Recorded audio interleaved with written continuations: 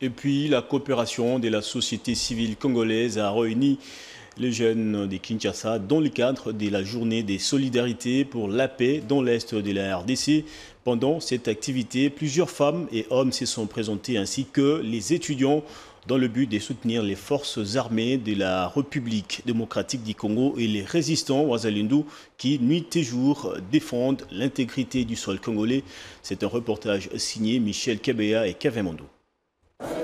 Les hommes et les femmes, les mouvements citoyens de la société civile, ainsi que tous les étudiants, étaient tous réunis comme un seul homme dans le cadre de la journée des solidarités nationales pour un retour immédiat de la paix à l'est de la RDC depuis plus de 30 ans. Sur place, la coopérative de la société civile en RDC a procédé à la lecture de la déclaration visant à interpeller la communauté internationale quant à leur silence et demander non seulement les sanctions contre le Rwanda, mais aussi d'apporter les punitions concrètes à ces régimes qui massacrent de millions de Congolais à l'est de la RDC. La République démocratique du Congo fait face à une guerre d'agression menaçant son intégrité territoriale et la dignité de son peuple.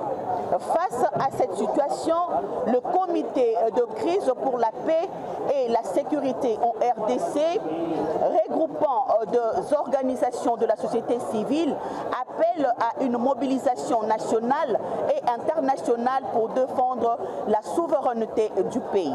Nous exigeons de sanctions sévères contre le régime de Kigali et ses complices. Le CCPS RDC soutient les forces armées de la RDC et les volontaires Wazalendo qui défendent la nation au péril de leur vie. Nous demandons aux autorités de renforcer urgemment leur capacité militaire.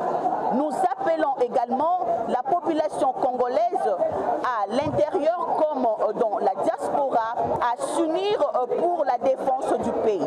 Avec la guerre qui prévaut dans la partie orientale du pays, la société civile mobilise les jeunes. Question de soutenir les FARDC ainsi que les Wazalendo qui jurent de ne pas céder aucune partie de leurs terres à l'ennemi.